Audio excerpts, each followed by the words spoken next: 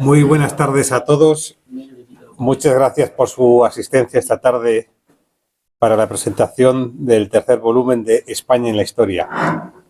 Como algunos de los presentes me han solicitado, y creo que es justo y necesario hacerlo, pues hoy debemos tener un recuerdo para aquellos compatriotas u otras personas que desgraciadamente han perdido su vida o han tenido diversos problemas materiales o personales debido a los fenómenos atmosféricos que hemos tenido especialmente en la zona del Mediterráneo español, ¿no? Entonces, si nosotros no somos de guardar minutos de silencio, sino que de acuerdo a nuestra concepción católica y cristiana de la vida, pues rezamos por los difuntos, rezamos por sus familias, rezamos también, bueno, pues porque los políticos puedan resolver los problemas que tenemos y no crearlos, como muchas veces lo hacen, más allá de que no quiero culpar a nadie de algo que ha sido accidental, pero seguramente pues tenemos que trabajar también para mejorar nuestras infraestructuras, para crear pantanos, para crear correctos almacenamientos del agua, etcétera, canalizaciones. Bueno, entonces, si les parece oportuno, pues comenzamos con una oración al Señor, pues para pedir el eterno descanso de los fallecidos y también pues que las familias encuentren el consuelo cristiano. En nombre del Padre, y del Hijo y del Espíritu Santo. Amén. Padre nuestro que estás en el cielo, santificado sea tu nombre, venga a nosotros tu reino, hágase tu voluntad en la tierra como en el cielo. Danos hoy nuestro pan de cada día, perdona nuestras ofensas, como también nosotros perdonamos a los que nos ofenden. No nos dejes caer en la tentación y líbranos del mal. Gloria al Padre, al Hijo y al Espíritu Santo.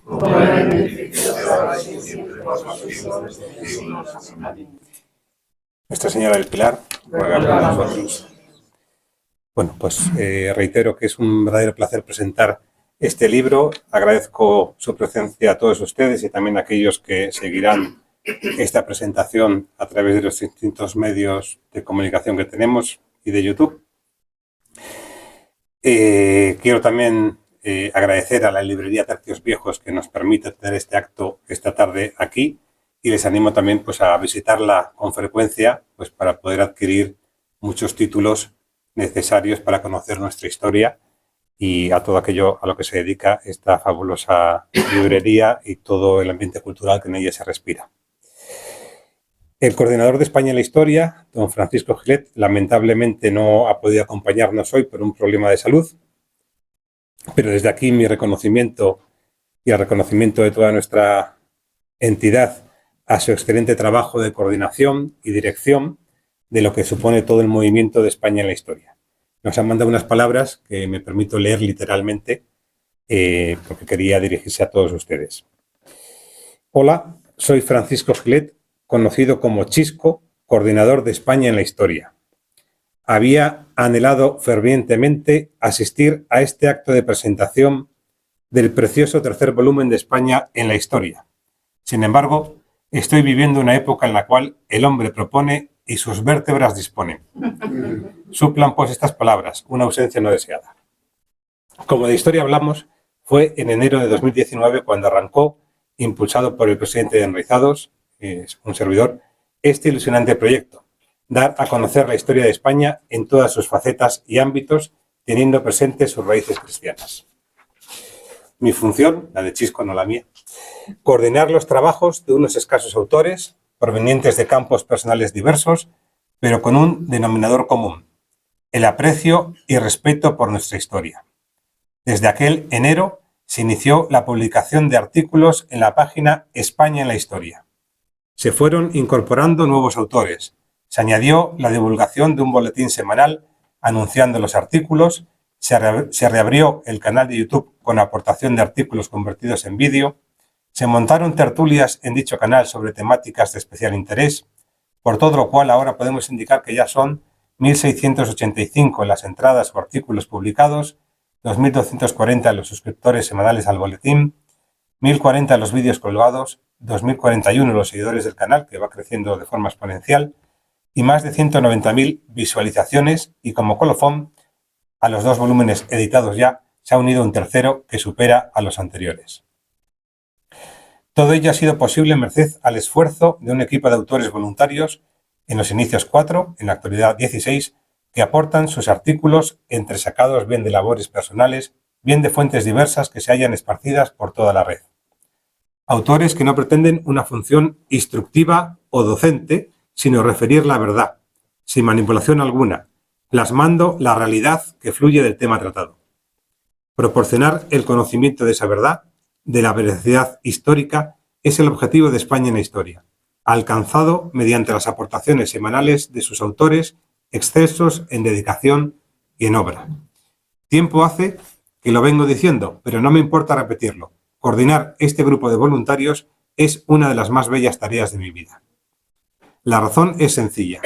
No creo que haya ninguna iniciativa del tipo de España en la historia que sea capaz de publicar cada semana, desde hace más de 5 años, 6 o 7 artículos sobre personajes, episodios o efemérides de nuestra historia.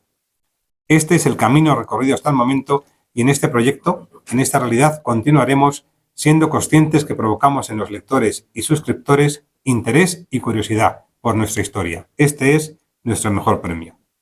Agradecer a las responsables de la Oficina de Enraizados su especial colaboración, imprescindible en muchos casos, y acabar manifestando que proseguiremos en nuestro empeño hasta que nos sea posible y Dios nos dé fuerzas, porque estamos convencidos de que dar a conocer nuestra historia, la historia de España, vale la pena.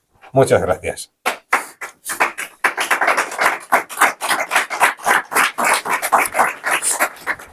Bueno, para mí una gran satisfacción como miembro de Enraizados ha sido el encontrarme en estos años que íbamos trabajando pues a personas de la categoría moral de Chisco, ¿no? Él ha tenido altas responsabilidades políticas, es de estos políticos que han salido más pobres de lo que entraron en el mundo político, pobres en el sentido material, pero seguramente muy ricos en todo lo que ganó sirviendo a sus conciudadanos, ¿no?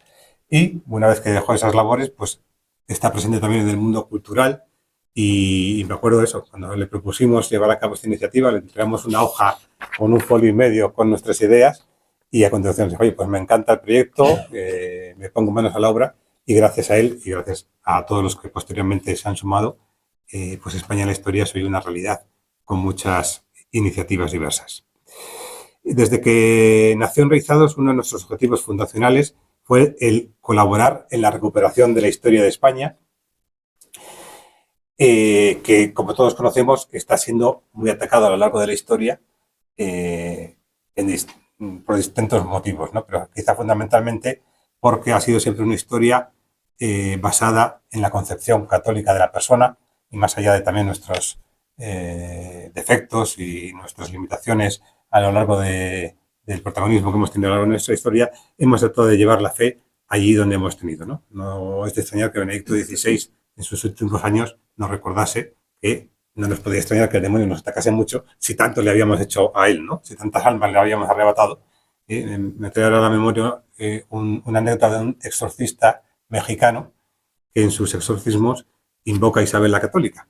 Y tiene grabaciones, nos las mandó y lo pusimos a disposición del postulador de la causa, en donde cuando invocaba a Isabel y le traía alguna imagen de la reina, de la sierva de Dios, que está en proceso de beatificación, pues el demonio le decía, quítame esa, porque me arrancó muchas almas, ¿no? Entre otras cosas, porque pues gracias a ella y a la labor de todos los que continuaron, pues todos los sacrificios humanos y todas las barbarias que el demonio había conseguido perpetrar allí en tierras americanas, pues acabaron. Bueno, pues a pesar de los intentos de silenciar nuestra historia, pues desde que arrancamos tratamos de poner en marcha distintas iniciativas para recuperarla. Una de ellas, la principal, es España en la historia. También tenemos otras tendentes a recuperar el legado de nuestros mártires de la persecución religiosa en España por el comunismo en tiempos de la República y de la Guerra Civil. También hemos recuperado el testimonio de muchos familiares de asesinados en la guerra, en donde hemos puesto de manifiesto sobre todo la diferencia respecto a lo actual, ¿no? Frente al actual revanchismo, intento de cambiar la historia, como aquellas personas que habían perdido a su familiar aprendieron a perdonar y perdonaron más allá de su dolor, ¿no? Y quizá fue el mejor legado que nos pudieron dar, una España reconciliada, trabajando para mejorar, no olvidando el pasado, para tener que olvidarlo, para no repetirlo, pero sí, digamos, integrando a todas las personas. Me gustaría hacer un recuerdo rápido de todos los que han colaborado en España en la historia hasta este momento.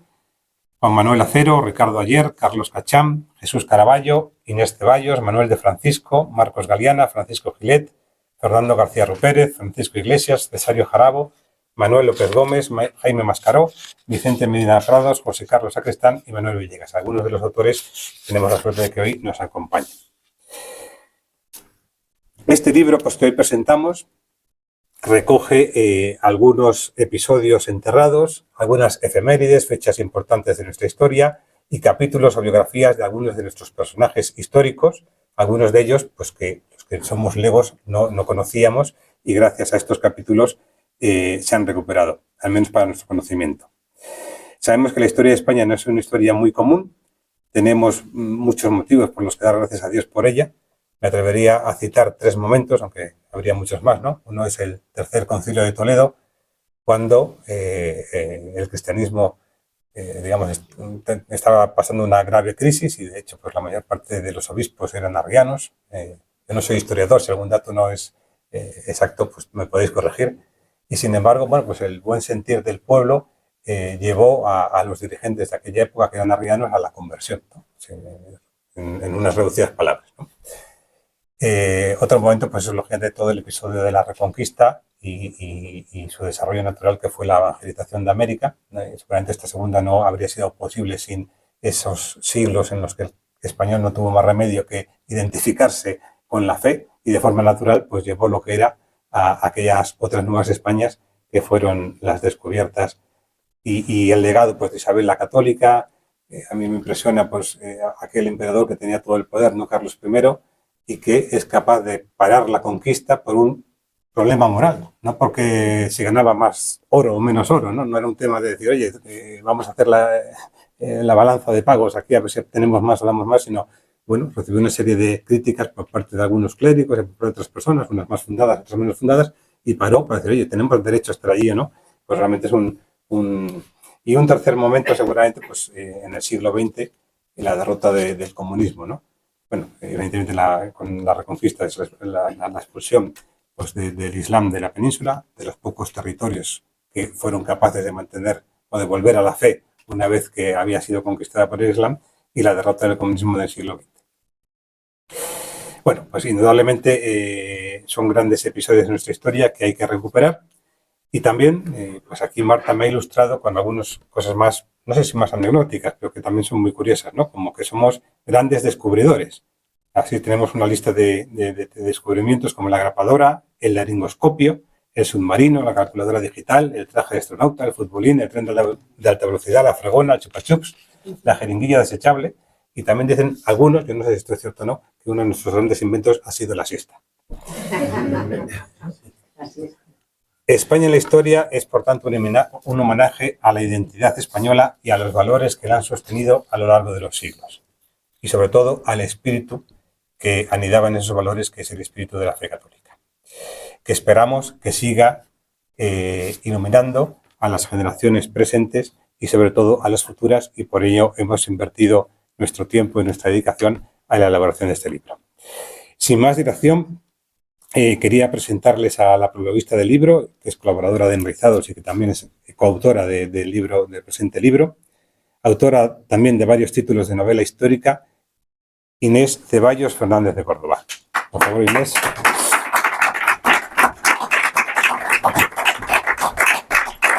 Muchas gracias.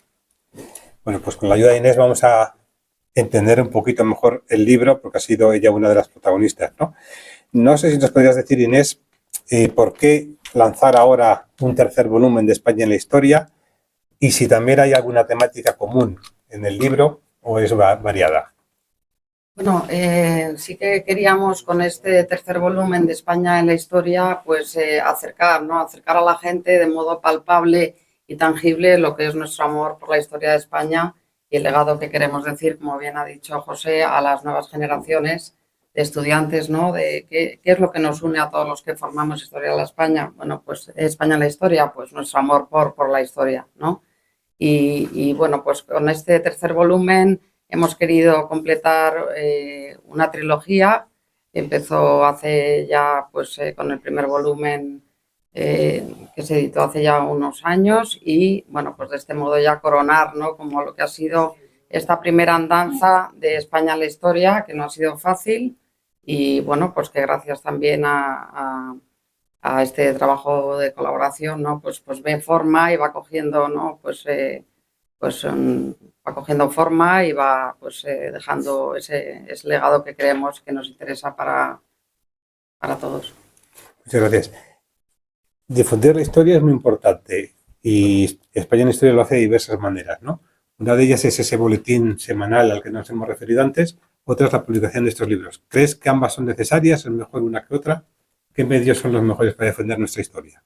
Bueno, yo creo que el boletín en nuestro caso es una herramienta esencial porque utiliza Internet y eso va a ser un legado que va a quedar ahí siempre, ¿no? Y cualquier persona que quiera investigar sobre cualquier hecho histórico, pues lo va a encontrar aquí ahora, dentro de 3 meses o dentro de 10 años, ¿no? Entonces sí que no podemos infravalorar la importancia que tienen las redes sociales hoy en día y lo que es Internet para lo que es como plataforma para divulgar el conocimiento. Sí que es verdad que el libro y el formato en papel yo creo que nunca va a desaparecer y bueno, pues no hay que menospreciar, ¿no? El valor de los libros en lo que es el legado que también a nosotros como investigadores pues nos permite, ¿no? Leer y profundizar sobre los temas porque es la manera también de dejar la historia bien plasmada. Y sobre todo porque no también Tercios Viejos nos iba a llamar la atención, ¿no? Si despreciamos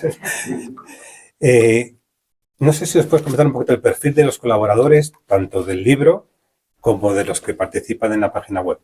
Si sois todos profesionales de la historia, un poquito también por personas que puedan estar a lo mejor interesadas en colaborar a futuro. Bueno, dentro del perfil de colaboradores tenemos a gente muy valiosa, muy experta en temas, como nuestro querido Cesario Jarabo, que está aquí con nosotros. Y luego, bueno, pues hay también otro perfil de gente que es más aficionada, pero sí que tiene tiempo, ganas y dedicación, ¿no? Para profundizar sobre temas y sobre todo para poner el acento, yo creo, en hechos históricos a veces de segundo plano, que no son tan conocidos. Y bueno, que eso ayuda, ¿no? También al lector a conocer más en profundidad nuestra historia, hechos secundarios que a veces se nos pasan por alto, ¿no? O personajes, pues como diría yo, por ejemplo, ¿no? El Ángel de Budapest, ¿no? El Sanz-Briz, no sé, ¿no? Hay muchos personajes que se han quedado ahí un poco en una segunda línea y que yo creo que es interesante rescatar, ¿no? Y bueno, pues en eso yo creo que casi te diría que trabajamos más en esos hechos secundarios y personajes a veces no tan conocidos por el público en general que trabajar en hechos históricos que están más manidos o en figuras muy relevantes como pueden ser ¿no? Pues el Gran Capitán, ¿no? Entonces, en ese sentido yo sí que creo que ponemos un foco muy interesante. ¿Y cómo elegís esos personajes, digamos, no llamarlos secundarios, pero bueno, que no son tan conocidos o esos episodios? ¿Cómo es la coordinación para elegir los temas a tratar? Bueno, cada uno normalmente se dedica a los temas de los que más sabe y en los que más cómodo se siente, ¿no? Y tenemos, por ejemplo, a nuestro querido... Un poco más alto. Es que no se ven los temas. También que nuestro querido Manuel López, que es experto en masonería, pues lógicamente no hay parangón, ¿no? Entonces todo lo que diga Manuel López, experto en ese tema, pues nosotros lo tomamos, ¿no? Como a pies juntillas todo lo que él sugiera, ¿no? Proclame. En el caso de Cesario, pues también es experto en todo el desastre del 98, pues lógicamente pues tenemos muy en cuenta todas sus aportaciones y bueno, yo creo que es una amalgama común interesante en el sentido de que, o sea, nos une nuestro amor por España, por tener esta plataforma común en la que compartir nuestros conocimientos y luego sí que a raíz de esta interconexión entre nosotros pues se van generando dudas o propuestas de temas sobre los que nos consideramos interesantes ahondar y ahí pues siempre te retroalimentas de las colaboraciones de los demás, ¿no? Porque también te amplían ese punto de vista particular sobre los temas que lógicamente al estar especializados pues a veces nos quedamos mucho en nuestras áreas, necesitamos expandir nuestro conocimiento. Una de las últimas novedades, bueno, ya lleva cierto tiempo, ¿no? Pero que sí, a mí personalmente me ha sorprendido por ser capaces de hacerlo, es el canal de YouTube y todos los vídeos que de alguna forma recogen los distintos artículos. ¿Nos puedes decir algo acerca de este canal? Sí, bueno, la verdad que gracias al empeño de Paloma también, pues estos vídeos pudieron hacerse realidad. Yo creo que es una manera también más amena. A veces el boletín creo que puede resultar de cara ¿no? al exterior o algo como más encorsetado, más rígido, más académico. Y el vídeo sí es verdad que le da un toque más ameno, tiene el elemento visual, el elemento de del audio, ¿no? Que también te permite no solo ver las imágenes, sino escuchar igual, ¿no? Una semblanza a un personaje en 10 minutos en el coche. Me parece que es muy interesante y sobre todo una herramienta muy útil para todos los estudiantes, ¿no? Porque a veces los libros pues lo consideran una herramienta un poco latosa y estas plataformas, como digo, de internet y canales que están tan en boga hoy en día como YouTube, ¿no? Creo que nos acerca mucho a los jóvenes y a gente que no tiene miedo igual, ¿no? A enfrentarse con un texto escrito y les atrae más la imagen y me parece que llegamos a un público mayor y así lo demuestra el gran número de visualizaciones que tienen los vídeos. Sí, cambiando un poquito de temática, hace unos meses, yo creo que fue antes de verano, participasteis, ¿no?, en un congreso, en un encuentro de asociaciones de carácter histórico, promovido especialmente creo que por NEOS, y que se realizó en la Fundación CEU San Pablo. ¿Qué conclusión se sacó de aquel encuentro? La verdad es que fue un encuentro muy interesante porque había asociaciones de lo más variopintas, distintas, procedentes de las más variadas regiones, comunidades autónomas y sí que, bueno, pues sí que también yo creo que fue muy interesante porque ponía el foco quizás en aquellas regiones que se sienten más lejanas, ¿no? Igual, más lejanas igual de Madrid o más lejanas. Entonces sí que creo que fue interesante, ¿no? Pues que nadie, o sea, en España caemos todos, ¿no? Y que nadie se sienta olvidado ni infravalorado en dependencia de la región o de la comunidad a la que pertenezca. Todo lo que ellos tengan va a suponer una riqueza, ¿no? Para añadir, para aportar, para aprender y para ¿no? asimilar con nuestra historia todos en una amalgama común, que es a lo que va España en la historia, ¿no? A que todos nos hagamos una amalgama común en esa identidad nacional nuestra propia, con sus peculiaridades y sus singularidades, pero todos unidos en esa causa común que es nuestra querida España. Sí, gracias a Dios, ¿no? Estamos viendo también que hay cierto despertar en el mundo hispánico. Nos hemos llevado gratas sorpresas, no sé si eran posibles de realizar, ¿no? Como el movimiento unificacionista de Puerto Rico o algunas otras voces más allá del proyecto político que puedan representar. Pero esta explosión del hispanismo tiene recogida también en España en la historia. Sí, nosotros, por supuesto, estamos muy atentos, ¿no? a toda esta corriente que hay a favor de la hispanidad, pero es verdad que nosotros tampoco estamos siendo oportunistas, ¿no? De decir, oye, ahora como estamos aquí contra la leyenda negra y en defensa de la hispanidad, ahora no.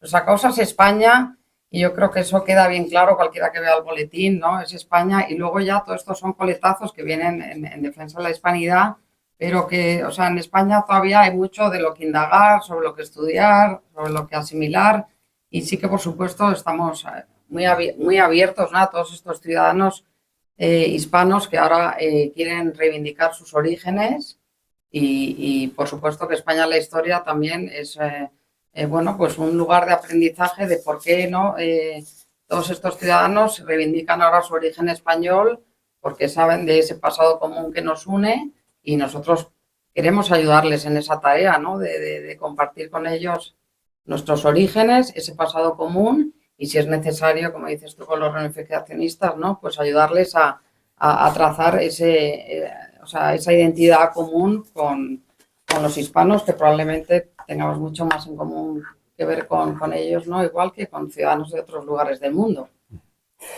Supongo que cada autor tendrá distintos motivos para haberse unido a esta iniciativa, ¿no?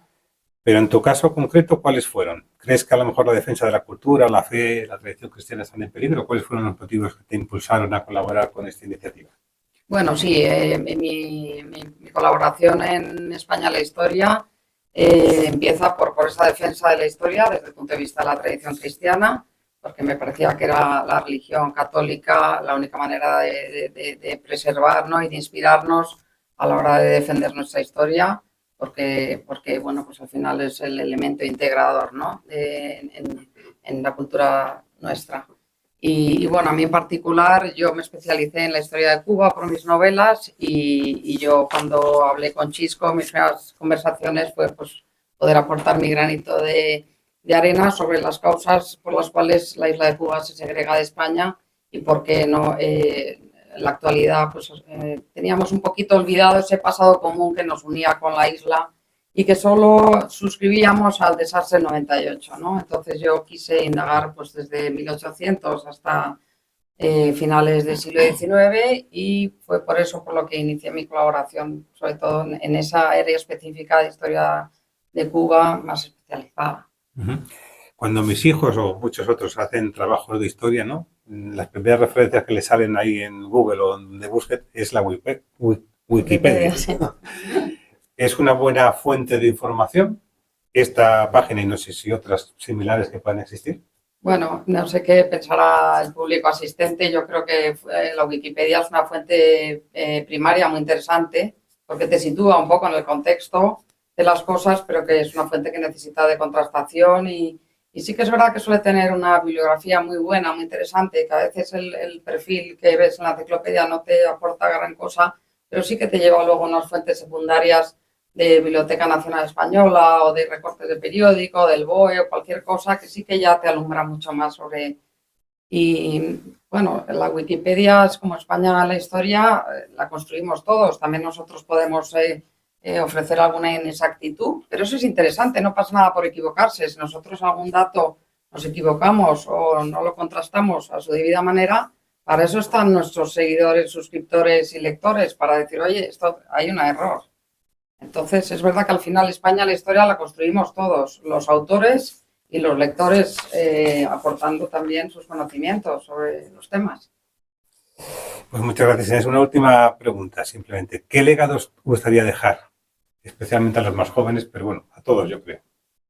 Bueno, yo creo que sobre todo el estudiar la historia de España con un enorme respeto, dedicarle tiempo a nuestra historia, porque para entender nuestro presente necesitamos mirar al pasado y sobre todo como una manera una herramienta muy útil para proyectar nuestro futuro, ¿no? No podemos proyectar nuestro futuro sin hacer una relectura del pasado. Y sí que me gustaría que España en la historia cada vez la conformara más gente joven, que pudiéramos nosotros transmitir esa pasión y ese amor por nuestra nación. Pues nada, muchísimas gracias, Inés, por esta explicación y luego en las preguntas también podrá surgir algún otro tema. Muchas gracias.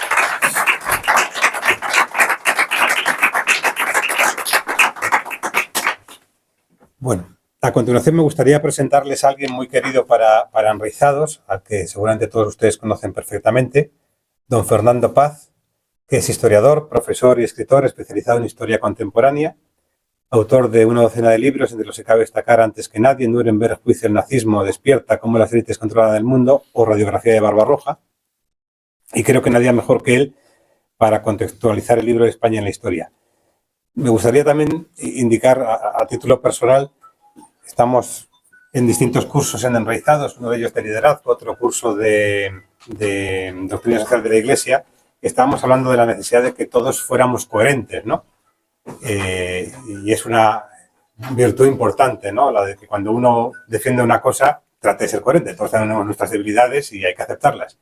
Tenemos ejemplos palpables estos últimos días de gente de una gran incoherencia que trataba de dar lecciones y condenaba a otros y vivía una... Bueno, en este caso, yo creo que don Fernando Paz nos da ejemplo de esa coherencia, pero más allá creo que hay otra virtud más importante, que es la de vivir en la verdad o defender la verdad, ¿no? Porque uno puede ser muy coherente con unas ideas muy equivocadas y bueno, se le podría dar al menos el beneficio de la coherencia, pero podría estar haciendo una cantidad de mal tremendo, porque es muy coherente con una visión muy mala de la vida.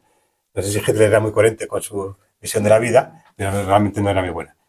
Y por tanto, don Fernando Paz, en este caso yo creo que es más ejemplo, ¿no? Porque ha defendido la verdad histórica, una verdad muchas veces difícil de defender, que seguramente no le habrá dado muchas satisfacciones materiales, pero que por lo menos le da el reconocimiento de los que pretendemos ser fieles a aquellos que nos han legado una España mejor que hoy están destrozando, ¿no? Y especialmente pues le agradezco su defensa de la verdad de la historia de España en el siglo XX, una verdad que es muy necesaria rescatar si queremos construir una España mejor para el futuro. Pues sin más le doy la palabra. Muchas gracias. Fernando, adelante.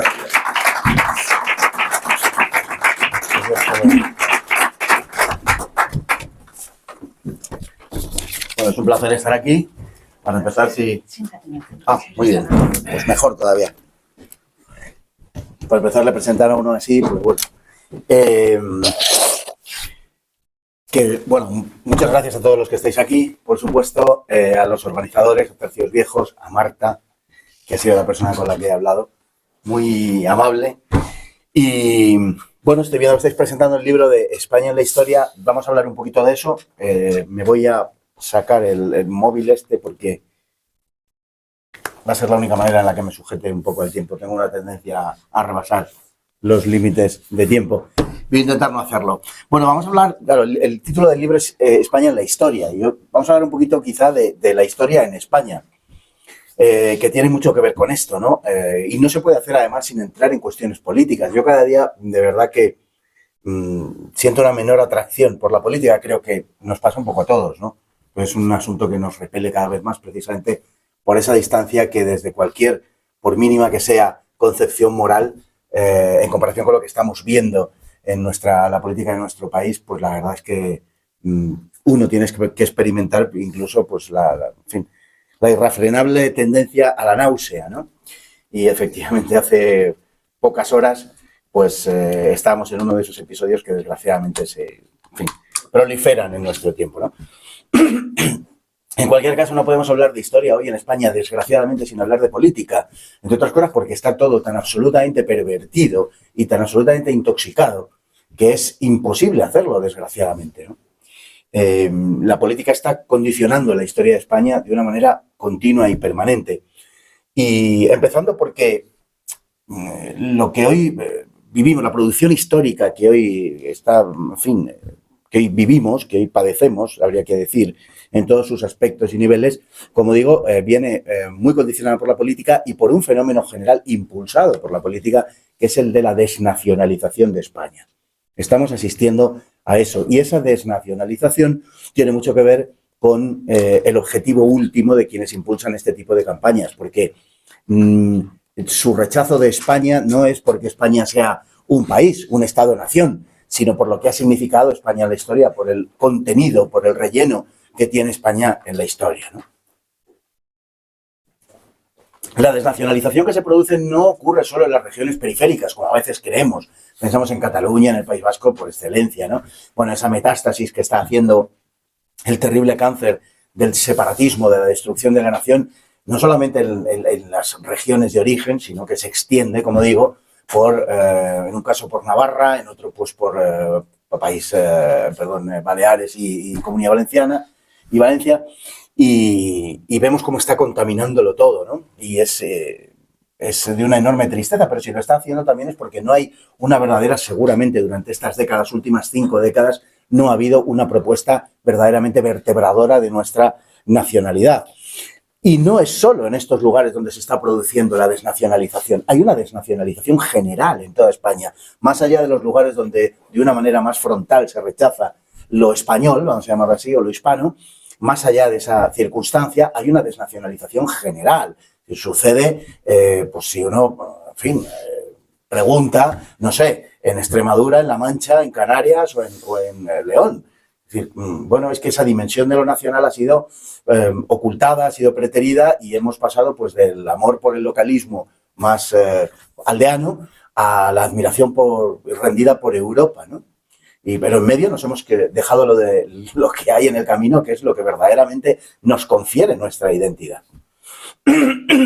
Creo, sin embargo, porque no quiero ser, ni vengo aquí, todo lo contrario, a sembrar pesimismo, creo, sin embargo, que hay razones para el optimismo en las generaciones que vienen, ¿no? Que las solemos atizar. Hemos desarrollado esa costumbre de meternos con los jóvenes. Es una costumbre inveterada, ¿no? de la Atenas de Pericles, donde ya atizaban a los jóvenes por tantas y tantas cosas. Y creo que en la España de nuestro tiempo, donde los jóvenes son menos, y probablemente en algunos sentidos menos instruidos y educados de lo que han sido en otras épocas, sin embargo, creo que vienen también con muchísimos menos complejos de los que otras generaciones que les han precedido venimos o hemos aparecido en el escenario de la historia. De manera que tengo una gran confianza, lo digo de verdad, en la gente joven, en la gente que viene precisamente por esa ausencia de complejos. Bueno, la causa de la desnacionalización de España, yo creo que está en la mente de todos, no vamos a entrar mucho en eso, simplemente pues, decir que una nación no es el fruto de un capricho, cuando una nación es de verdad, pues es el fruto de un quehacer histórico y lo que pasa es que, claro, del enfoque que le demos a la nación, pues así vendrá nuestro futuro determinado o condicionado, ¿no? En realidad, los hombres, los seres humanos y las naciones solo somos historia. No es que además somos historia, no, es que solo somos historia, porque no hay, el futuro no existe.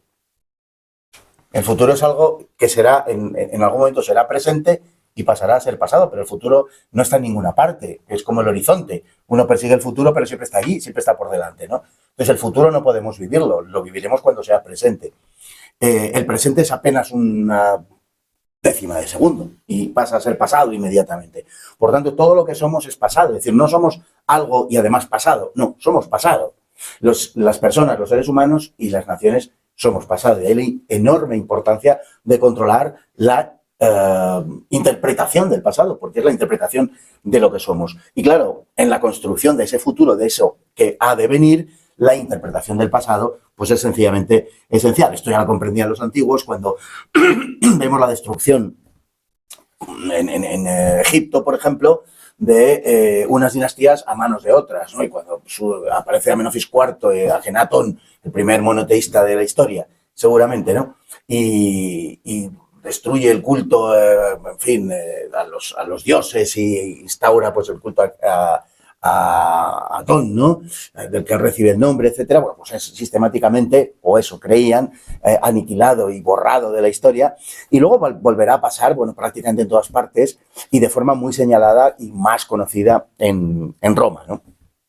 La famosa damnatio memoriae, que los romanos no la llamaban así, que eso es una invención del siglo XVIII, pero bueno, que es el lesionar el recuerdo de y el borrar el recuerdo de algo tan antiguo como esto y, sin embargo, tan contemporáneo y tan actual, ¿no? Bueno, pues lógicamente porque hay que adaptar la historia y hay que interpretar la historia en función de lo que el poder requiere y necesita a cada instante. Y de esto vamos a hablar en los siguientes minutos. Como decimos, la historia es la legitimación misma del poder y eso se ha sabido siempre a lo largo del tiempo, ¿no?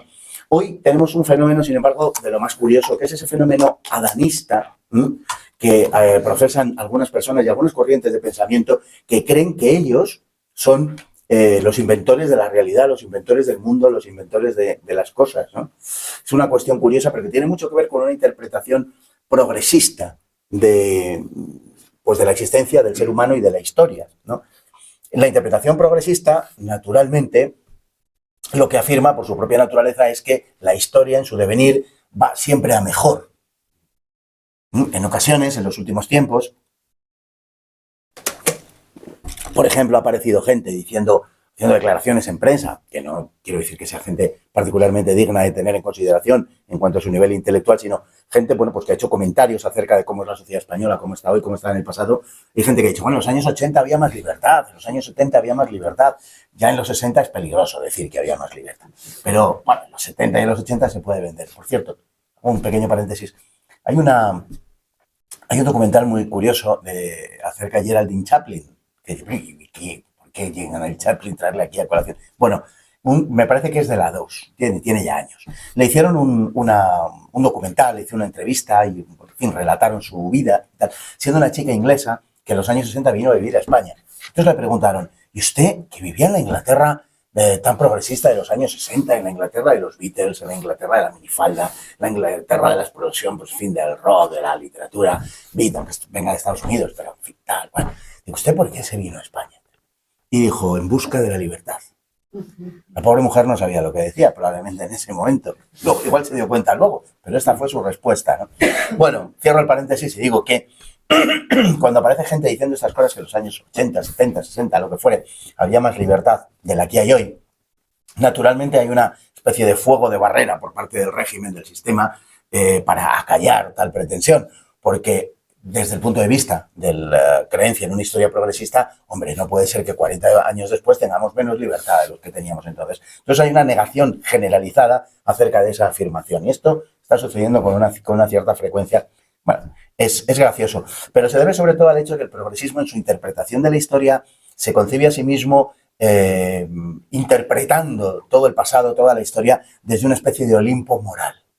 Y por tanto, como en la naturaleza misma del progresismo, de ese devenir de la historia, está que cada vez seamos mejores, Estamos, por lo tanto, moralmente facultados para enjuiciar y condenar todo nuestro pasado, puesto que estamos desde ese Olimpo moral que nos faculta el haber llegado a este punto de la historia. Y entonces vemos que toda la historia de la humanidad ha sido un terrible error y que los humanos de hoy día, particularmente los que habitan esa esquina del mundo que es Occidente o lo que queda de él, que es muy poco lo que queda de él, pero bueno, pues se sienten legitimados para enjuiciar, como digo, el conjunto de la historia de la humanidad y naturalmente execrarla y repudiarla. Somos muchísimo más listos de lo que fueron nuestros antepasados. Ni siquiera somos capaces de percibir que las dimensiones de verdad de lo que somos, ¿no? Si nos parásemos a contemplar verdaderamente cuál es el estado del arte en nuestro tiempo, ya no vamos a decir de la política y cosas semejantes, ¿no? El estado del arte, de la literatura, de la pintura, de la música, en nuestros días a lo mejor deberíamos recapacitar un poco acerca verdaderamente de cuál es el nivel de la civilización a las alturas de 2024. Que seamos capaces en otros aspectos y en otros terrenos, que seamos capaces de ver más lejos, no tiene nada de particular. Por la sencilla razón de que si una hormiga se sube sobre un elefante, la hormiga ve más lejos que el elefante. Pero la hormiga debería ser muy imbécil para creerse más grande que el elefante. Bueno, pues estamos en un mundo de hormigas que son absolutamente imbéciles, que se creen más grandes que el elefante. No, solo que están subidos sobre él. Bien, decía que los antiguos, me he hecho un paréntesis muy largo, perdonadme, decía que los antiguos habían desarrollado esa idea de que la historia era lo que legitimaba el poder. Y esto, bueno, pues se ha perpetuado hasta el día de hoy, ¿no? Como veis, no hay nada nuevo bajo el sol, pero la desnacionalización de la que hablaba antes refleja, y esto me parece particularmente importante, refleja el zeitgeist, o sea, el espíritu de la época en la que vivimos, que es la de la modernidad. Y es que la modernidad impulsa la idea de que la nación es algo rechazable. Y lo impulsa porque la nación es consecuencia de los conceptos de la modernidad y la posmodernidad, que en parte hunde sus raíces en la modernidad, pero que es una cosmovisión diferente, rechaza, por tanto, que la nación sea un concepto y una realidad que haya que defender o que haya que asumir. Y ese es el punto en el que estamos. La nación, desde el punto de vista de la posmodernidad, debe desaparecer.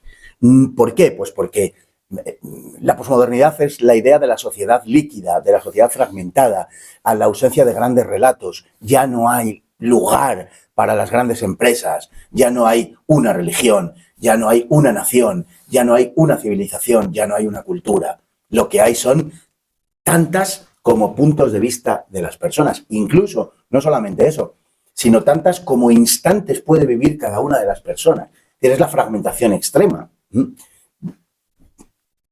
Por tanto, la nación, al proporcionar un pilar sólido para la interpretación de la historia y para la propia interpretación y de la identidad, pues lógicamente es algo que hay que destruir precisamente porque es el pilar más sólido, ¿no? Las realidades políticas en las que los seres humanos se deben mover en nuestro tiempo no son las nacionales, son las de género, las de inclinación sexual, las de grupo social, ese tipo de cosas. Precisamente identidades que rompen la identidad básica cultural de la nación, de esa idea de Estado-nación, ¿no?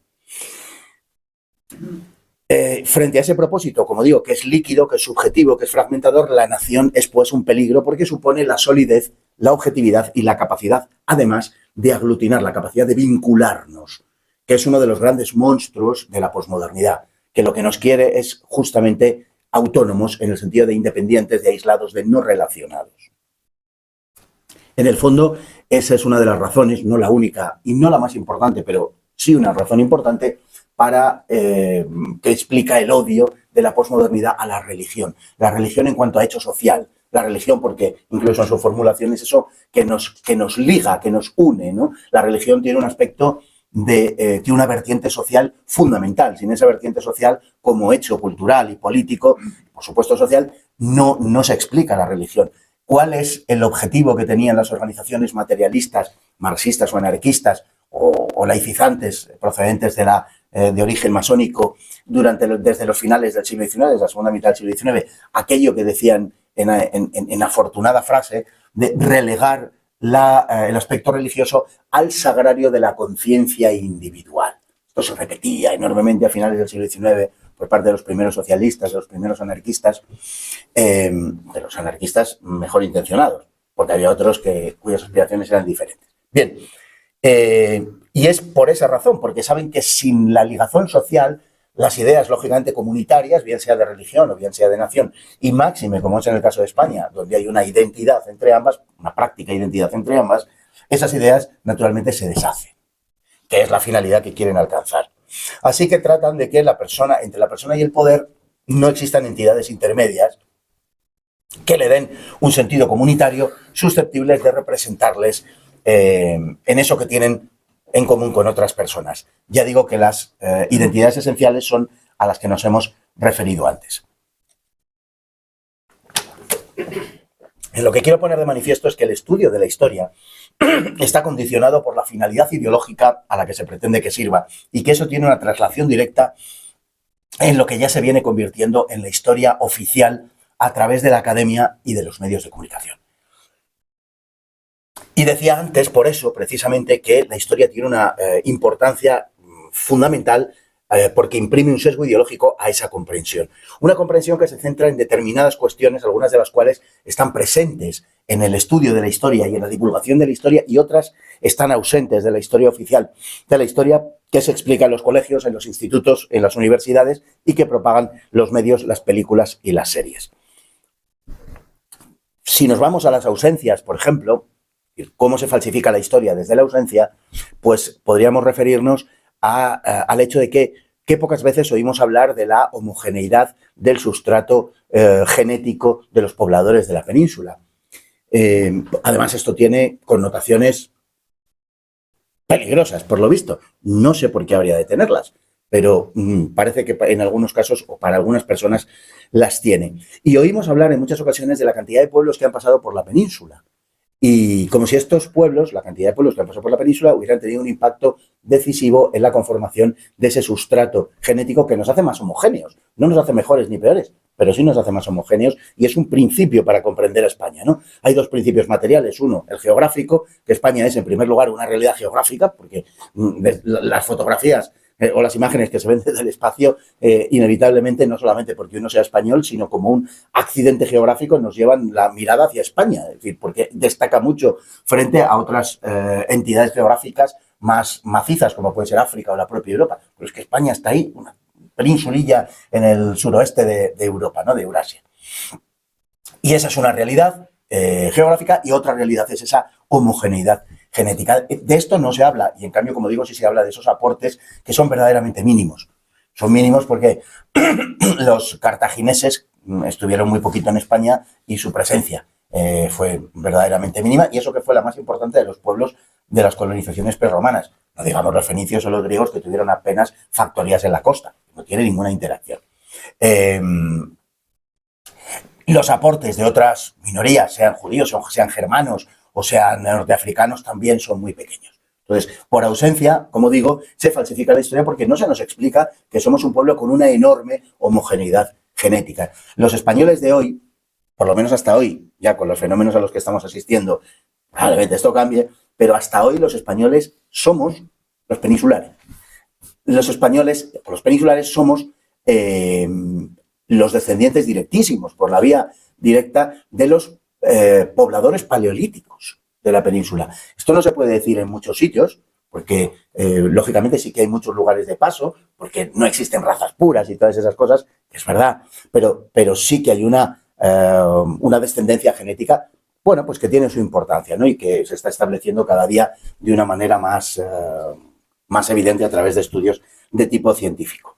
Bueno, esto está, por ejemplo, ausente en nuestros estudios universitarios, como digo, y en nuestros estudios o en nuestra divulgación o en nuestra enseñanza de la historia en niveles más bajos, ¿no?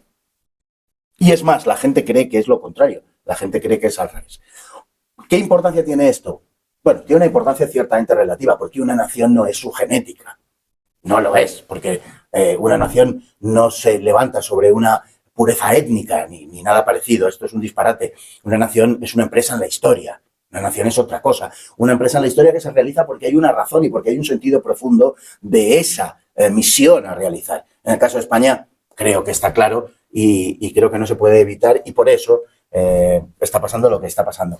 Pero eso no quita para que, aunque una nación no sea su genética, no sea su etnia, no construyamos el relato teniendo este hecho en cuenta, ¿no?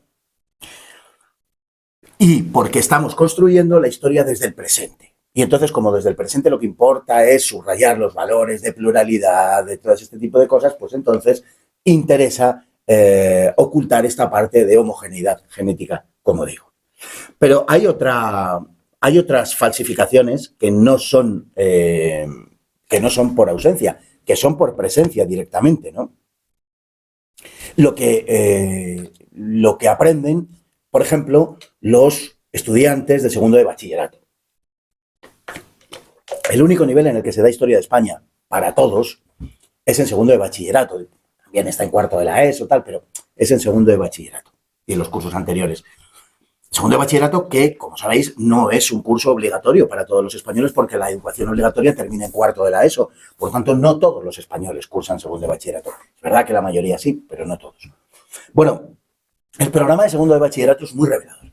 2/3 del curso son de historia contemporánea y solo 1/3 de los innumerables siglos que preceden a la historia contemporánea. Y lo digo yo que soy de contemporánea, también soy de moderna, pero me he dedicado sobre todo a la contemporánea, ¿no? Solo esto ya es una declaración de intenciones.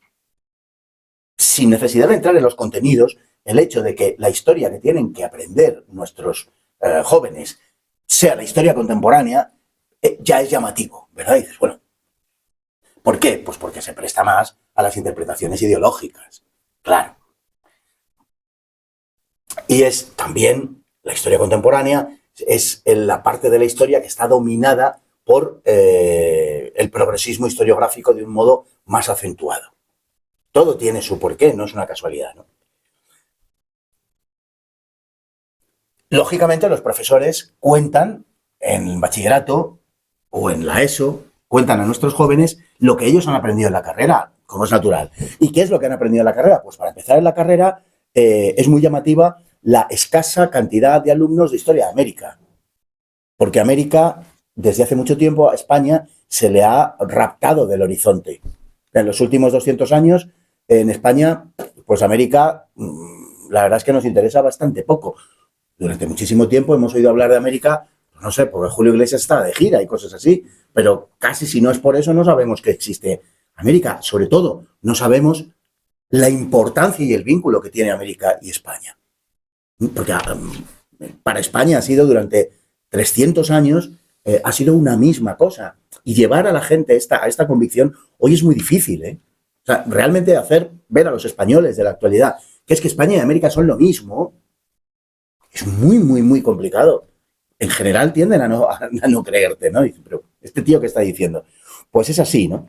Historia de América prácticamente no existe. Bueno, historia moderna está muy adelgazadita, porque además los profesores de moderna, no sé por qué, pero tienen la costumbre de que son gente de muy buen conformar y nunca se protestan por nada. En todos los sitios donde he estado he experimentado eso. Gente muy buena gente en general, pero muy poco protestones y en consecuencia pues se los comen. Y la historia moderna de España es sencillamente esencial y determinante para comprender lo que somos. Desde luego casi más que la contemporánea. Esa desproporción que se produce entre unos estudios y otros ya es una declaración de principios. Ya sucede por algo. Ya persiguen una finalidad, como decíamos antes, y tiene una evidente raíz y un objetivo ideológico. Además, pues se produce el silenciamiento de determinados actores de nuestra historia, que son actores primeros. No estoy hablando de actores de tercera, de cuarta, de quinta fila. Uno de mis primeros libros precisamente va sobre eso, va sobre españoles no muy conocidos, que me tuve pues, el placer de investigar pues, algunas cosas. Pues el primer hombre que llegó seguramente al Polo Sur, pues, un español, al Polo Sur no, a la Antártida, perdón, pero fue un español, en fin, ese tipo de cosas, la exploración del Océano Pacífico, que un día fue el lago español, la tercera parte de la superficie del planeta. Bueno, ese tipo de cosas y tal, ¿no? No estoy hablando de eso, estoy hablando de actores que no necesariamente son personas de primerísimo orden, ¿no? Por ejemplo, y si nos vamos a la historia contemporánea, que es a la que más atención se presta, en el texto del segundo de bachillerato prácticamente en ninguno aparece la palabra masonería. Hombre, es sorprendente, ¿no? Tenemos en cuenta que es la época de la historia contemporánea de España, la época liberal. Pues hombre, por lo menos citarla, si no se trata de ponerla a escurrir, quiere decir que luego eso ya cada uno saca sus consecuencias y a uno les parecerá mejor, a otro les parecerá peor y a otro lo que sea. Pero hombre, que existir existió, ¿no? Y que tuvo una importancia y un impacto, claro, y que tuvo una importancia y un impacto en la historia de España fundamental, sencillamente. Entonces, ¿cómo podemos explicar el siglo XIX español sin citar la masonería? Es de locos, sencillamente de locos. Es imposible. Bueno, pues lo han conseguido. Ya, bueno, el siglo XX, por supuesto, el siglo XXI, por supuesto, incluso las andanzas de algún ministro socialista de Canarias, ¿verdad? Que en Las Palmas pues siempre han tenido un núcleo ahí importante y demás. Pero bueno, quiero decir que desde el punto de vista histórico, de verdad es inconcebible que pueda ser así. Bueno, pues es así, no aparece la palabra masonería. Entonces, claro, cuando tenemos que explicar, qué sé yo, la desamortización de Mendizábal o de Madoz, insignes miembros de la sociedad discreta, resulta muy complicado, porque es que esto, claro, te sitúa en la banda de los conspiranoicos. Hablas de la masonería, es como que todo el mundo dice, wow, ya la masonería, ya estamos. Tal. Oiga, que existe, que es verdad. Pero en fin, bueno, pues es una de las grandes ausencias, ¿no? Y además explicarla en términos de conflicto con el catolicismo, porque es una evidencia, claro. Cuando uno llega, por ejemplo, a los episodios donde se producen pues la quema de edificios religiosos o el asesinato de personas religiosas, la Semana Trágica de 1909 o la quema de conventos de 1931, o no digamos nada del genocidio que se perpetra a partir de 1936 y que ya empieza el año 34 con los asesinatos en Asturias, pues claro, uno de repente dice, y estos tíos, como no han explicado nada y como no hemos oído nada hablar del anticlericalismo, de la masonería, de la pretensión de acabar con la Iglesia durante el siglo XIX, de los caramelos envenenados y de todas esas cositas, ¿verdad? Como no lo hemos oído hablar hasta entonces, pues, joder, ¿y a la gente por qué le da por montar curas de repente? Es una cosa absurda que no tiene explicación, que surge de pronto, pues por generación espontánea, pues como nos cuentan en la televisión, esas cosas que nos dicen de un templo que ardió en 1936. ¿Verdad? El templo ardió, seguramente por combustión espontánea.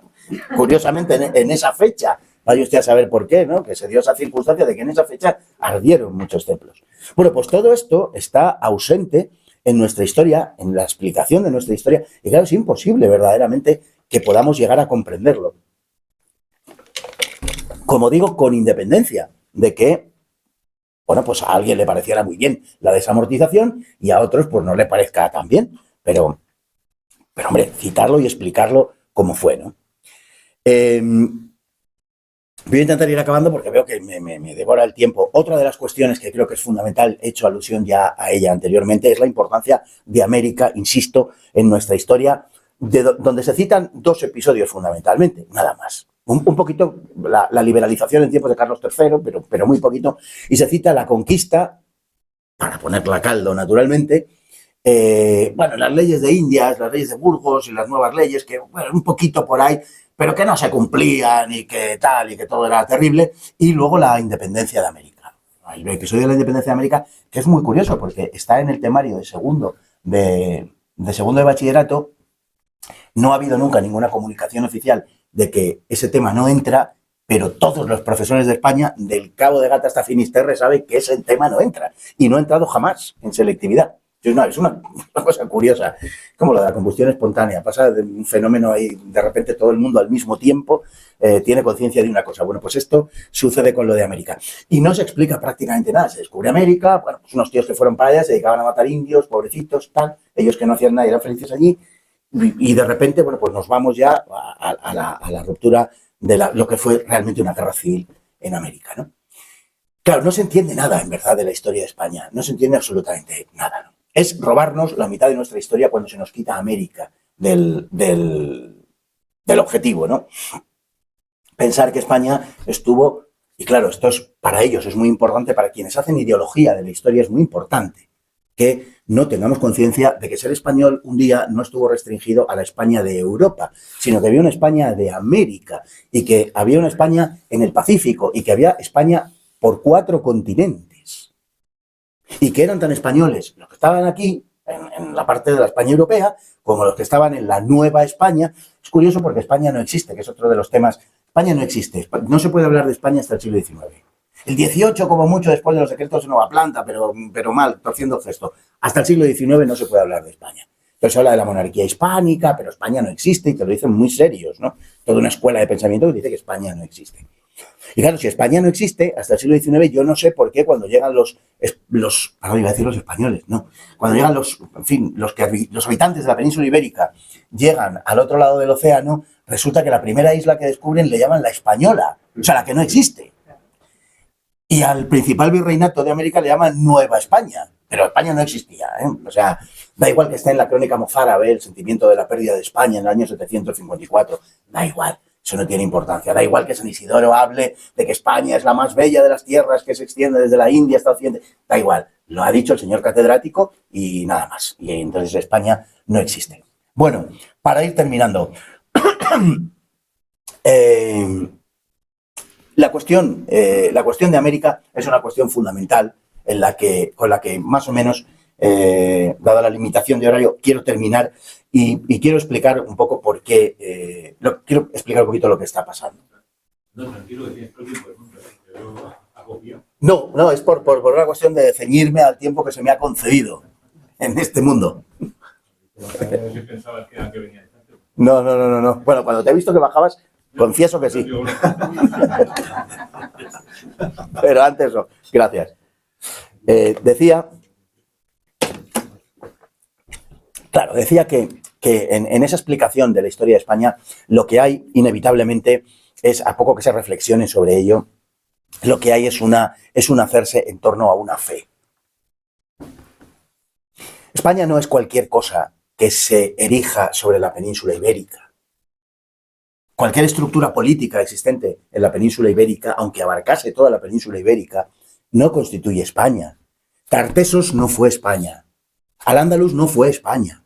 España es un proyecto que se va haciendo a lo largo de la historia y que cuaja en una primera infancia, lógicamente, precisamente con los visigodos, en el año 589, con el Tercer Concilio de Toledo, cuando, después de la labor naturalmente inmediatamente anterior de Leovigildo, tendente a la unificación de España y a la homogeneización a través de distintas maniobras que no voy a detallar, pero de unidad territorial, de supresión de la prohibición de los matrimonios mixtos, etcétera, cuando él mismo, el propio Leovigildo, ante la imposibilidad, y esto es clave, porque él quiere unificar el territorio, quiere unificar la sociedad, pero lo quiere hacer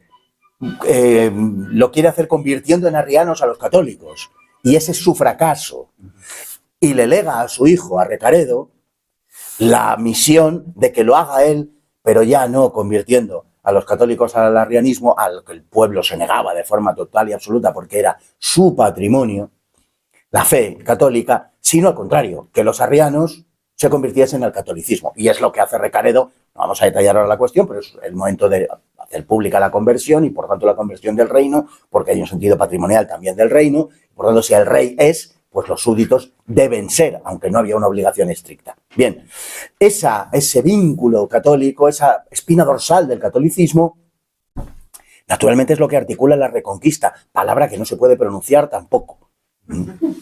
Está prohibido la Reconquista, porque la Reconquista implica dos cosas. Primero, la conciencia de que había algo que reconquistar, luego antes había algo. ¿Y qué había si no tiene nombre?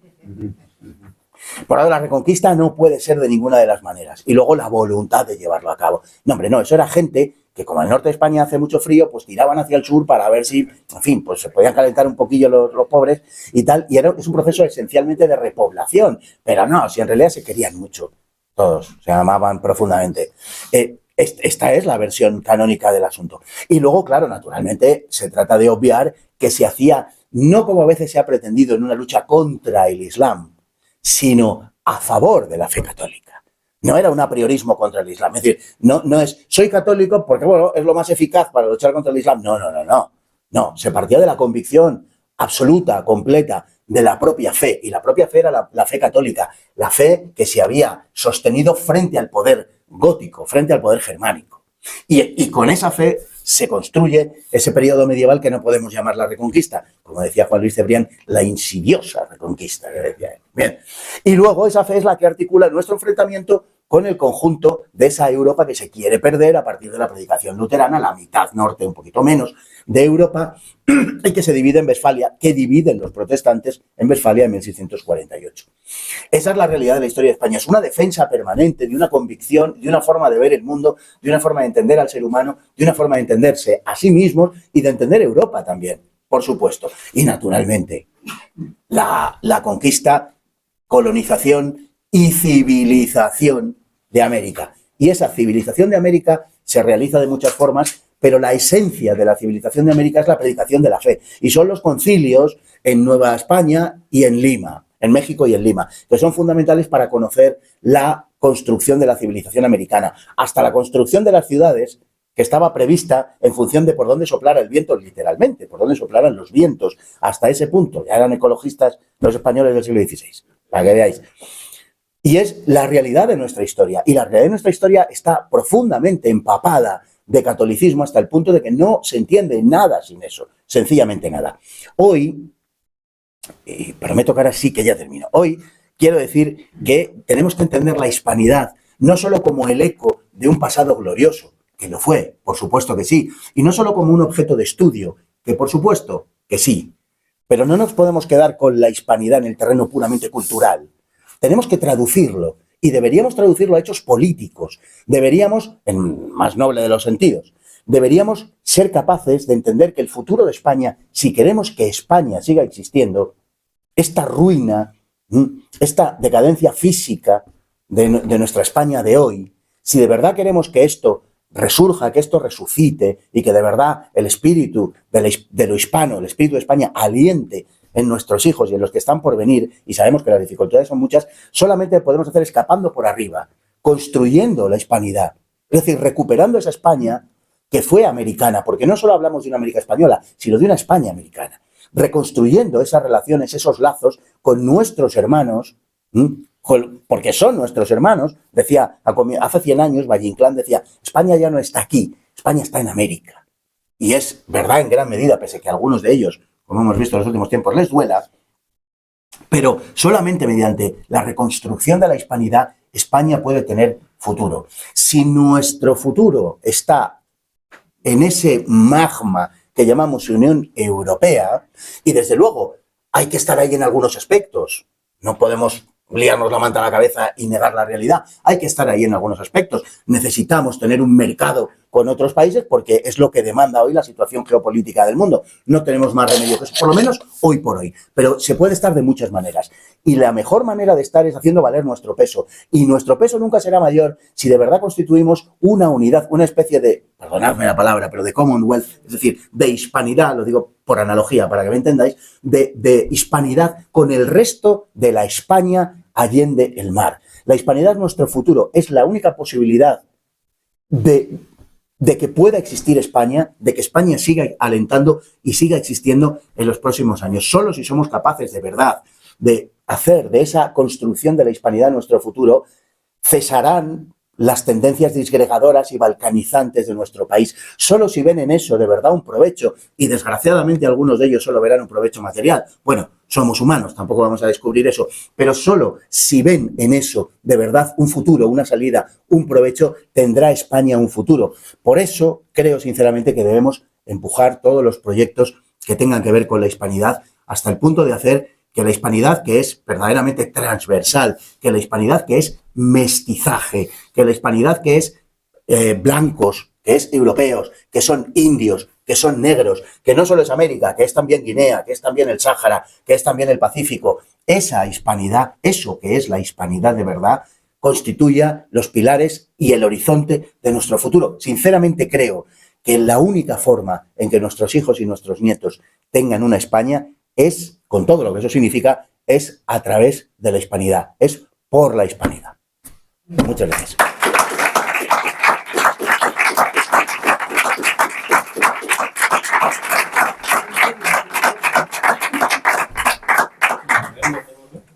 Muchísimas gracias, Fernando. Nos quedaríamos aquí escuchando muchísimo más. No sé si podemos... Si alguien quiere preguntar algo, Sí, decir sí. algo. Efectivamente, Inés, si quieres también subir, pues si nos preguntan. ¿Qué hago? ¿Qué te queda Pues, aquí? sí. Abusando de tercios viejos, si queréis preguntar, pues adelante. Necesario. Bueno, yo quiero romper una lanza también en favor de la hispanidad. La hispanidad es nuestra única salida y nuestro único futuro. Entonces, bueno, se dice en muchas ocasiones que no existe trozo del mundo en el que no exista también la tumba de un español. Y eso se nos demuestra pues tanto desde Alaska hasta Tierra de Fuego o desde Neopatria hasta Filipinas. Con esa certeza, que yo en particularmente la tengo, ¿sabrías decirnos, quizás, ya sé que la pregunta es difícil, pero hay que ser valiente, significarnos un hecho que destaque sobre los demás en ese concepto de creación, de hispanidad? Pero te refieres al pasado, es decir, al... Sí, al pasado, a algún hecho a lo largo de la historia, pues... Bueno, claro, es que en la creación de la hispanidad hay tantas, empezando por la figura que debe ser eje central de todo este relato, que es Isabel la católica. Yo creo que eso es, si me tengo que quedar con un hecho, con uno, es el testamento de Isabel la católica, en mi opinión, ¿no? Es la mejor expresión de lo que fue aquella España. Mira, hay un intelectual francés, Hippolyte Taine, del siglo XIX, que dejó una frase que a mí me sigue estremeciendo cada vez que la leo, que es la siguiente. Dice, repito que es francés, hay un momento superior en la historia de la humanidad. La España de 1500 a 1700. Y es cierto, es decir, hay un momento superior en la historia de la humanidad que es decir, que unos seres humanos, como los españoles de entonces, algunos de los cuales tenían intereses personales, claro que sí, querían escapar de la pobreza, pues naturalmente que ese era el motor de muchos de ellos sin ninguna duda. Pero había muchos otros que estaban los pobres de Curilla en un pueblo perdido de la Mancha y que de repente al hombre se le enciende una vez que, pues mira, me voy a montar en un barco, un tío que no ha pasado de montar en burra en su vida, me voy a montar en un barco, me voy a jugar la vida. Que esto es un aspecto que muchas veces no tenemos en cuenta. Los barcos que salían de Lisboa, y posteriormente de Sevilla, de Cádiz, eran seguidos por manadas de tiburones. Porque desde las pocas jornadas de zarpar el barco empezaban a tirar cosas por la borda. Desde muertos, iba a decir enfermos, no, esto se hace ahora, entonces, desde muertos hasta ganado, los caballos. Cuando había tormentas, los barcos iban sobrecargados y arrojaban los caballos por la borda. Y hay una zona entre Madeira y Canarias que se conoce como el Mar de las Yeguas, que formaban pues hay unas leyendas muy bonitas de los marinos. Una de ellas es eso, porque dicen que en las noches de tormenta se podían oír los relinchos de las yeguas que ascendían desde el fondo del océano Atlántico y llenaban los aires y tal, ¿no? Bueno, las cosas de los marineros y tal. Quiero decir con esto que pasaban verdadera zozobra antes de llegar a América. Era una cosa verdaderamente tremenda. Y, bueno, providencialmente ahí estaban las Islas Canarias que servían de escala, ¿no? Pero, bueno, ¿qué animaba a una persona? ¿Qué animaba a un sacerdote tantas veces dibujado como, en fin, como un vividor panzudo con su barragana y todas estas cosas, ¿no? Por la literatura más anticlerical.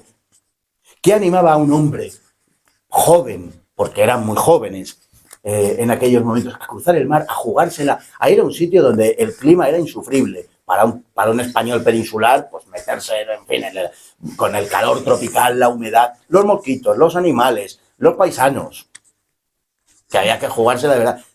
Pues verdaderamente el amor incondicional a una persona que es Cristo.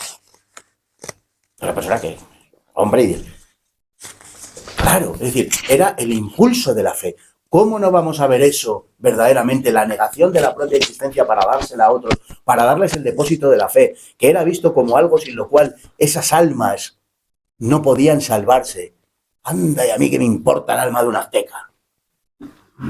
Bueno, España se entregó de forma incondicional para salvar las almas de esos hombres y para darles un sustento también en muchos casos, pero para salvar las almas de esos hombres. Es decir, se jugaron la vida y la perdieron. ¿Quién ha hecho esto en la historia?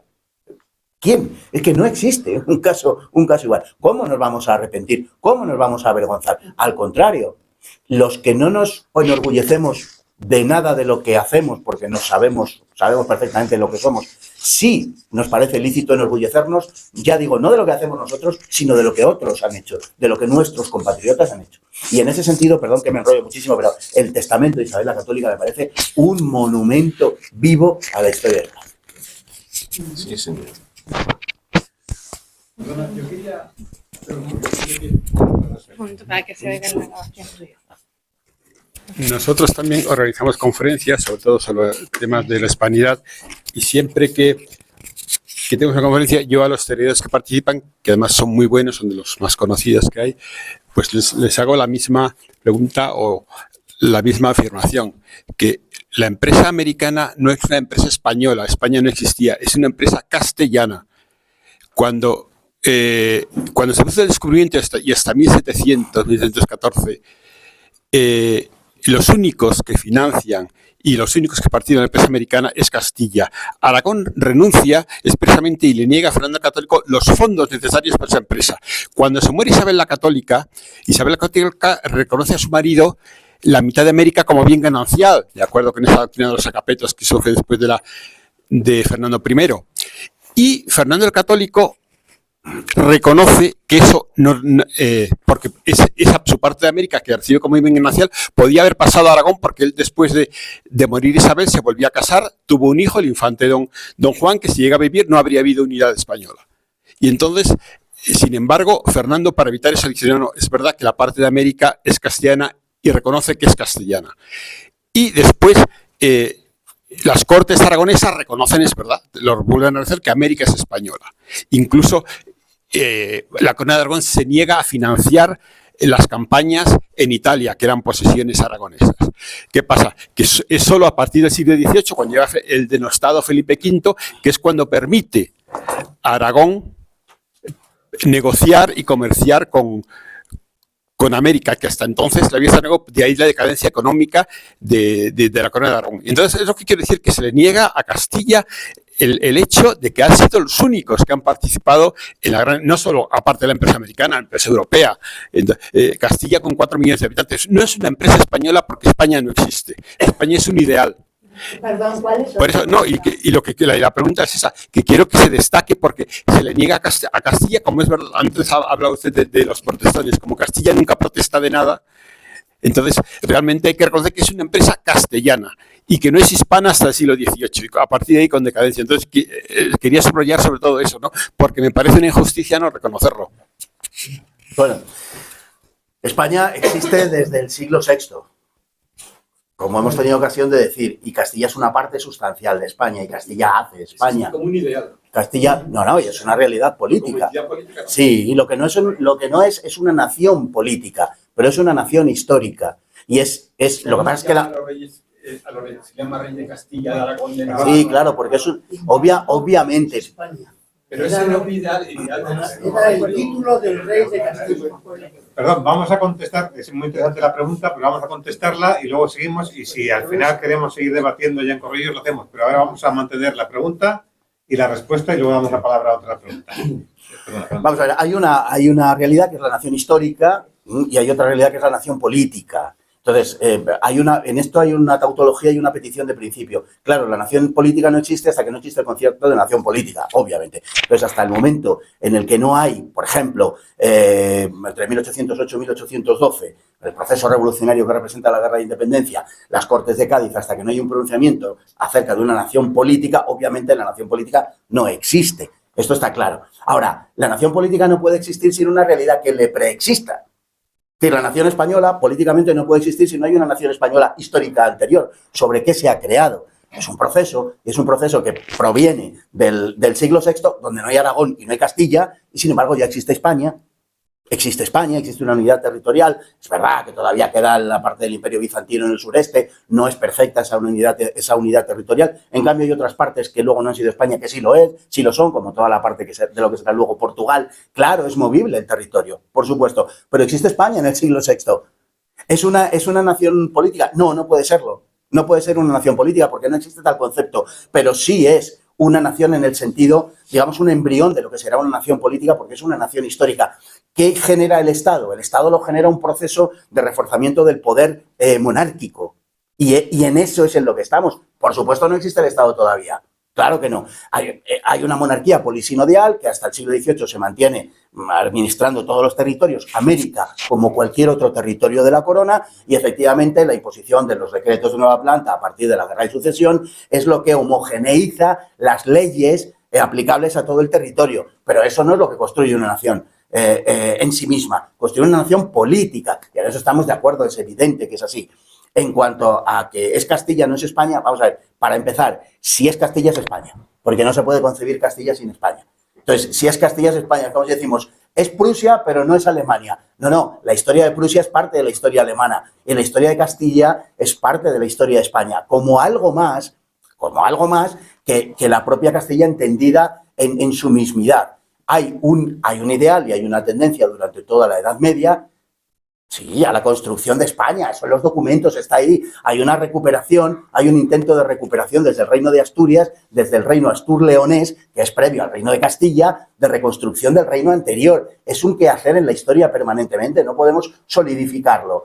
Y Castilla es una parte externa de ese reino de León que conseguirá su propia independencia en un proceso, bueno, vamos a contar ahora, pero que a partir de la existencia del reino de León, lo que hay es una reconstrucción del reino godo a partir del reino astur-leonés, con perfecta conciencia de que eso es así desde el principio, prácticamente, desde mediados del siglo IX, desde el 840-842, hay una conciencia de esa naturaleza. Castilla será una de esas manifestaciones de esa reconstrucción de España durante la Edad Media. Y eso, a su vez, seguirá mutando y seguirá cambiando y seguirá modificándose y producirá con los siglos un devenir. Como usted no es igual que la persona que era cuando tenía 15 años, ni es igual que la persona que será dentro de 15.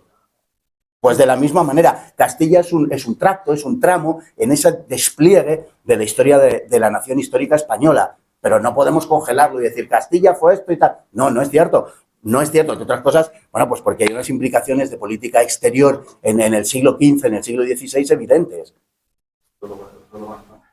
Vamos a dar palabra a otro grupo, ¿no? Adelante, Manuel. Una de las características propias de lo que es la expansión de España es la gran gesta de la evangelización. No solo de América, sino de todas las posesiones del Imperio Español. La evangelización la caracteriza por los derechos humanos, el gran respeto a la persona, a la cultura, cosa que se ataca de lleno. Ahí tenemos la Orden Franciscana, Fray Junípero Serra, hechos que están ahora de nuevo emergiendo y que se desconocían totalmente en España y en América. Y esos hechos no cree que están ya volviendo a ser reconocidos en España y en América. ¿Es a mí? Sí. Hombre, yo creo que sí, yo creo que felizmente estamos viviendo un resurgir de ese periodo histórico. Hace 20 años, hace 30 años, no se hablaba de esto en absoluto, eran temas completamente marginales y yo a veces digo que estamos mejor porque estamos peor. Sí, porque hemos llegado ya a tal punto de desastre, digamos, que se está produciendo una reacción, ¿no? Y es verdad que en términos historiográficos y en términos también yo diría que de autoconciencia, de autopercepción, de identidad nacional, yo creo que sí, yo creo que se están reivindicando muchas cosas y muchos de los episodios, como digo, más conocidos y menos conocidos, y también se está reinterpretando de una manera mucho más realista frente a las interpretaciones ideológicas, de una manera mucho más realista, pues todo este tipo de cosas, todos estos episodios. Hay que decir también que con excepción de, bueno, pues aquella grotesca charlotada que fue, creo que en 2020-2021, todo aquello del, ¿cómo se llama?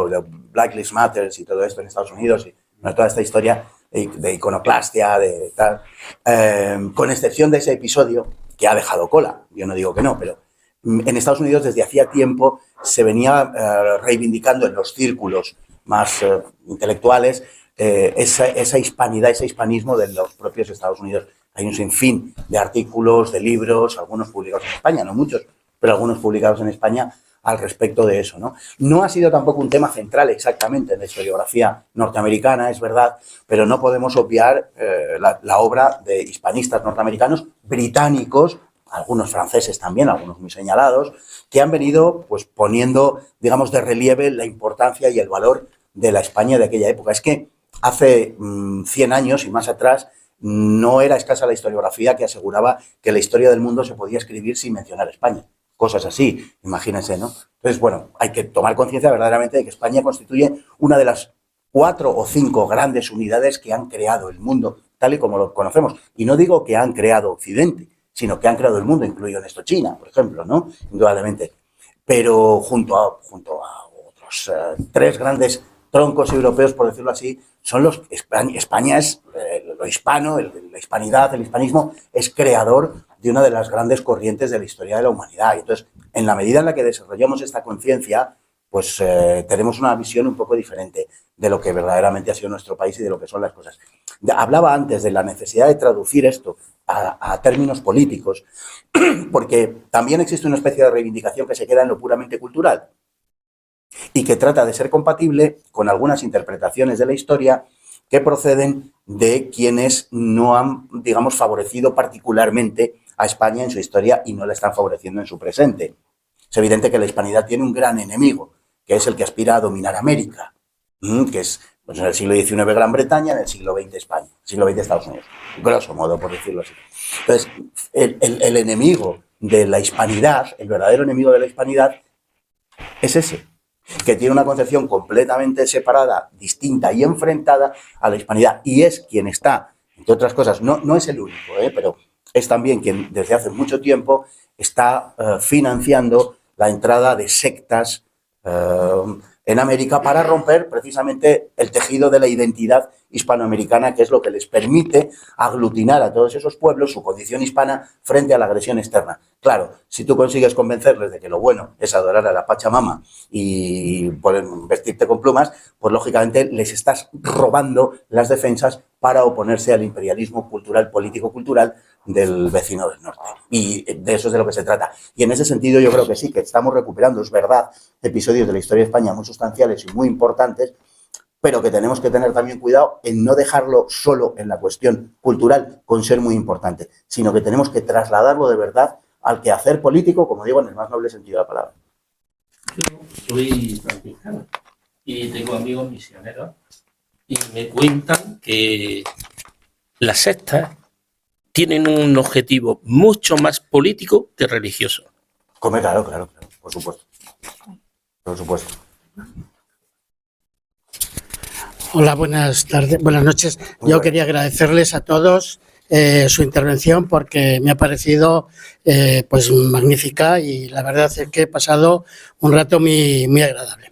Tenía 2 preguntas que hacer. La primera se refiere al testamento de Isabel la Católica. Yo estoy totalmente de acuerdo. Creo que es la gran diseñadora de la política y eso de España en el siglo pues, XV, siglo XVI. Y siglo XVII también. Me gustaría que me afirmara esta cuestión y si se puede estudiar, porque yo veo los libros de historia, pero no veo los fundamentos teóricos y los principios prácticos de la política organizados sistemáticamente, que yo creo que tienen que estar. Eso por un lado.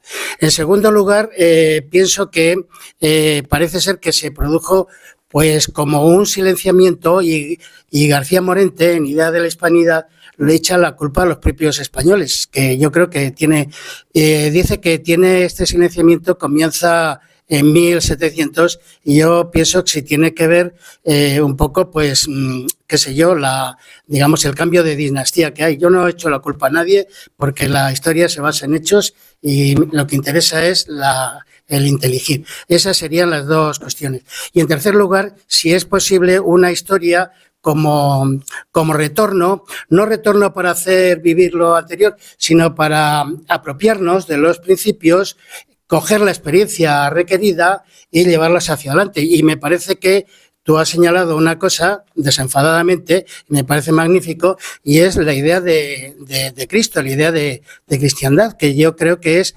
absolutamente fundamental, porque eso es, digamos, lo que nos ha permitido a nosotros tener conciencia del ser español, que es católico, y católico significa literalmente universal. Y ya para concluir, quería decir una cosa que no es una pregunta, sino es una respuesta a ese compañero colega que hay aquí, y es que hay un principio medieval que daba el título de imperator, que es una magistratura romana que heredan los cristianos, que es imperator totius Hispania, era el título del rey de Castilla, totius Hispaniae. Es decir, que Hispanie no es la España que conocemos, es Hispanie en latín, que era como se hablaba antes. Y es la traducción española, es España. Nada más, no tengo nada más que decir. Bueno. ¿Puedes responder las preguntas, por favor?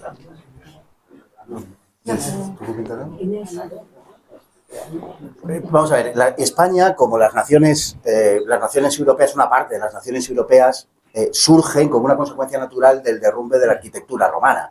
Es decir, en el caso español es muy visible como cuando llegan los romanos, una de las cosas que les sorprenden es que no hay ninguna entidad política desarrollada en España. Cuando llegan ya los tartesos no existen, el reino de tartesos no existen, ha derivado probablemente lo que conocemos como los turdetanos, pero ya no forman una unidad política en la zona del Valle del Guadalquivir, lo que es el sur de Badajoz, la provincia de Huelva. Eso ya no existe, existe un cierto nivel cultural en esa zona que también llama la atención a los romanos, pero los romanos, en fin, perciben desde el principio que no están por la labor de resistir al dominio que viene del otro lado y tal, y que con naturalidad asumen, digamos, ese dominio. Y les llama la atención la fragmentación de los pueblos ibéricos. No hay ninguna unidad en la península y es Roma la primera que confiere esa unidad a la península, una unidad administrativa, lógicamente en principio, que luego pasa a ser, aunque a su vez está dividida también, pero no deja de ser una unidad administrativa la Hispania, y adquiere digamos, una conciencia de identidad muy poco a poco,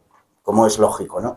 A través del proceso que llamamos romanización, la cultura, después el cristianismo, y todo eso, que no se da solo en el caso de España, que se da también en el caso de otras naciones europeas, todo eso que forma una entidad propia, cuando desaparece esa arquitectura política romana, se viene abajo, desaparece, que es un proceso complicado y largo, pues deja a la entidad a la que se le ha dado identidad, a la que se ha dado una cierta unidad, la deja sola, la deja sin aquello que la resguardaba. Y entonces se crea, digamos, como nación, en un proceso indudablemente largo, pero se crea como nación poco a poco y tomando conciencia de la propia necesidad de formar una nación en el sentido en el que bueno, pues nos referimos a las naciones en esa época histórica. Entonces, el proceso es largo y el proceso implica numerosos agentes y numerosas medidas.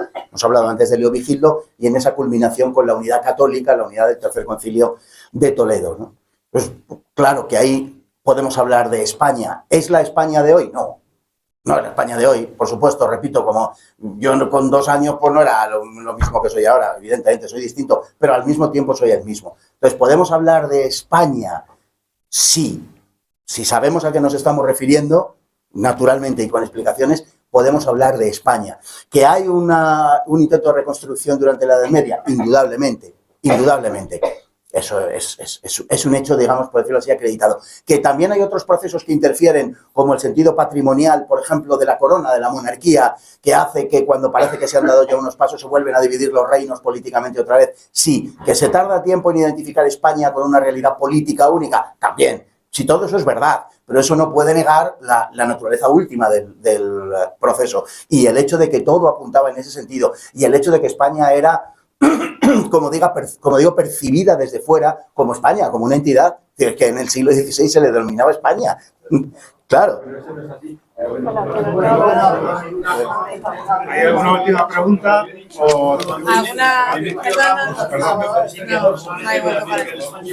¿Alguna pregunta? No, perdón, es que no hay tiempo. Me vais a disculpar porque que yo recién llegado de Nueva España del siglo XVI, Nueva España no existía, le hemos llamado Nueva España, tengo que lamentablemente deciros que claro, siendo las 8:30, pues sé que Fernando estaría con nosotros tranquilamente 2 horas más y todos vosotros estaríais escuchándole y a los ponentes durante muchísimo más tiempo. Dos pequeños avisos para terminar con la venia de nuevos tercios. Uno, por favor, que aquellos que queráis podéis adquirir los libros, están allí a vuestra disposición. Y un segundo, bueno, anunciaros la presentación de un nuevo libro de Fernando que ya se puede pedir, ¿no? En preventa, me parece, pero bueno, por el caso, dentro de 2 semanas, si no estoy equivocado, si no me corriges, ante las cúpulas del Kremlin, lo presentarás aquí mismo también. Creo que sí, pero se lo sabe ese señor. Ah, bien. Pues en 2 semanas. El día 13 sale, me parece. A partir del día 13 de noviembre estará en todas las librerías habituales y puntos de venta. Momentáneamente está en preventa solamente en la propia editorial, que es HRM en Zaragoza, y aquí en Tercios Viejos. Bueno, pues los que estéis Lo interesados. presentamos el día 21, aquí. Aquí el día 21, pues a las 7 también, ¿a qué hora? Bueno, no lo sabemos bien, pero Más o menos. apuntémonos. Se habla mucho de Isabel, indudablemente sin ella no estaríamos nosotros seguramente hoy aquí. El próximo 26 de noviembre, en toda España y también en Hispanoamérica, en Tierra de Fuego, en Israel, en muchos sitios, habrá misas por las que pediremos por su pronta beatificación. Os animo a todos a participar. Habrá una misa especial, todas las misas son igualmente importantes porque es el sacrificio del Señor, pero habrá una especialmente solemne, digámoslo así, en San Jerónimo, y os animo a todos a asistir. Muchas gracias a todos por su presencia y muchas gracias a Fernando y Inés por su presentación.